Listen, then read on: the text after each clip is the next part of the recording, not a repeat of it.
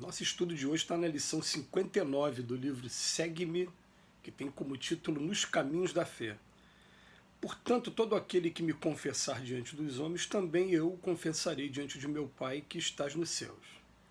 Jesus, no Evangelho de Mateus, capítulo 10, versículo 32. No mundo, de modo geral, habituamo-nos a julgar que os testemunhos da fé prevalecem tão só nos momentos de angústia superlativa, quando o sofrimento transforma-nos em alvo de atenções públicas. Evidentemente, na Terra, as crises de aflição alcançam a todos, cada qual no tempo devido, segundo as lutas regeneradoras que se nos façam necessárias no curso, das quais estamos impelidos a entregar todas as energias do nosso espírito nos atos de fé. Entretanto, é preciso ponderar que somos incessantemente chamados a prestar o depoimento de confiança em Jesus através de reduzidas parcelas de bondade e tolerância, compreensão e paciência diante das ocorrências desagradáveis do cotidiano, tais sejam a referência desprimorosa, o olhar de suspeição, o pedido justo recusado, o beliscão da crítica, a desatenção e o desrespeito, o desajuste orgânico, o prejuízo inesperado, a transação infeliz e o desafio da concórdia. Impõe-se-nos a obrigação de confessar-nos seguidores de Cristo por intermédio de definições verbais claras e sinceras, mas somos igualmente convidados a fazê-lo na superação dos aborrecimentos comuns, porquanto só atravessando as diminutas contrariedades do dia a dia, como grandes ocasiões de revelar confiança em Jesus, é que aprenderemos a suportar as grandes provações como se fossem pequenas. Que mensagem! A dificuldade que a gente tem de estar aqui encarnado no mundo. Bem, o Emmanuel começa a falar sobre fé e ele vem trazer inicialmente um versículo do Evangelho de Mateus que a gente fazendo uma interpretação literal, Jesus está falando assim, ó, está comigo ou não está? Aquele que está comigo, quando chegar lá em cima na direção do Pai, eu vou chamar e vou falar, está comigo, são os meus. Né? Ele vem, ó, aquele que me confessar diante dos homens, também eu confessarei diante do meu Pai que está nos céus. A gente falando de uma maneira mais vulgar, mais à vontade, é esse o sentido. Mas ele começa dizendo aqui que na Terra, normalmente, a gente só consegue observar os testemunhos de fé quando a gente está naquele momento de angústia superlativa. Está doendo muito. Então eu vou buscar a Deus na intenção de aliviar. É de alívio no primeiro momento. Aliás, foi o próprio Jesus que falou, né? Vem a mim, vós que estáis aflitos, que eu vos aliviarei. Mas é muito comum em todas as instituições religiosas. Está doendo, a gente procura a instituição religiosa. Melhorou, a gente se afasta como se fosse a instituição religiosa, o consultório médico, que o médico, quando passou o remédio e você melhorou, você só vai voltar de novo quando estiver doente de novo. E ele vem falar para a gente o seguinte, que as crises de aflição, elas vão alcançar a todo mundo no tempo certo, na hora certa e da maneira certas, todas elas são, mas de maneira inesperada. O que acontece? Vem chamando a gente para depoimentos de reduzidas parcelas de bondade, tolerância, compreensão e paciência diante de ocorrências desagradáveis do cotidiano. Não precisa ser uma grande crise, mas nas crises menores, porque tem gente que não tolera uma crítica qualquer.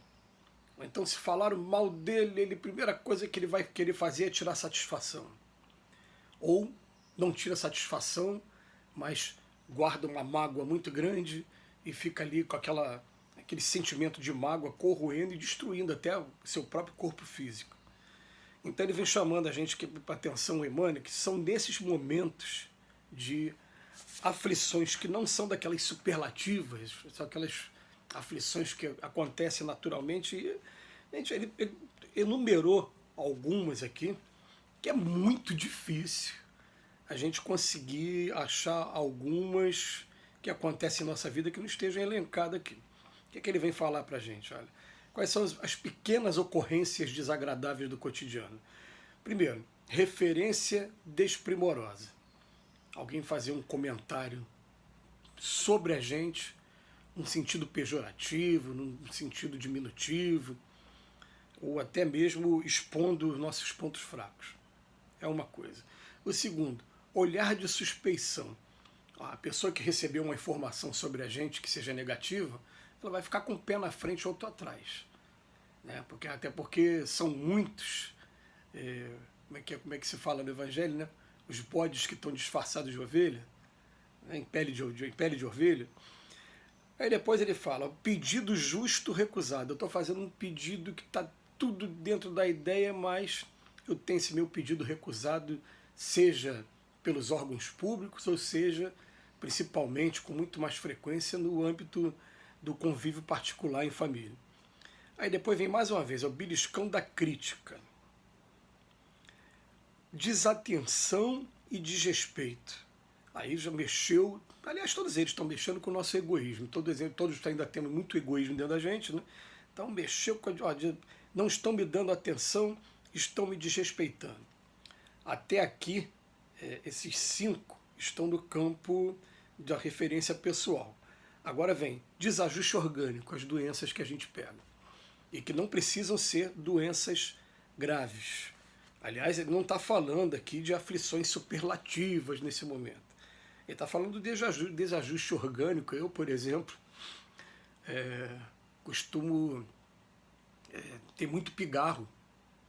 Aliás, quem estiver assistindo os vídeos vai ver que com frequência eu estou tendo pigarro por conta de um calo na prega vocal. Não é vamos colocar aqui um desajuste orgânico gravíssimo, mas que de vez em quando eu dou uma blasfemada aqui, eu fico, larga minha garganta, aí tem que, o que os fonoaudiólogos falam, né? Bastante água, maçã para limpeza, tudo bem, mas não é um desajuste orgânico grande, mas que às vezes existe também provas para a gente. Depois vem prejuízo inesperado. Prejuízo inesperado, um assalto que sofri recentemente. Então, um prejuízo que sofri recentemente também comprando passagem em uma companhia que depois entrou em recuperação judicial. É um prejuízo inesperado, mas é um prejuízo que faz parte das provas aqui do mundo de expiações e provas. Também entra na transação infeliz. Ali realmente eu escolhi de maneira errada. E reconheço até o erro. E o desafio da discórdia, aliás. Desafio da discórdia. Então, gente, o Ebônio chama a atenção para uma coisa simples. Impõe-se-nos a obrigação de confessarmos seguidores do Cristo por intermédio de definições verbais claras e sinceras, tudo bem. Mas somos obrigados também a fazer na superação dos aborrecimentos comuns. Aliás, é nas pequenas coisas que a gente vai observando o comportamento mesmo de uma pessoa. Né? A gente tem que tomar muito cuidado nesses pequenos detalhes, porque são esses pequeninos detalhes que vão daqui a pouco compor o todo. E o Emmanuel termina chamando a atenção, assim como tem lá no Trabalhadores da Última Hora, lá no Evangelho segundo o Espiritismo, que o Senhor marca fielmente nesse momento aqueles que são realmente seus servidores. E ele faz uma comparação, né? Não se dá a um soldado o mesmo encargo que se dá a um general. E que as grandes obras na regeneração do planeta serão entregues àqueles espíritos realmente preparados. Então vem dizendo para a gente, se a gente conseguir aprender a suportar essas pequenas provações, até as grandes provações daqui a pouco elas parecerão pequenas, porque elas vão encontrar um espírito preparado para o enfrentamento. É interessante isso, porque, por exemplo, vocês não estão vendo, mas eu tenho aqui do meu lado um piano.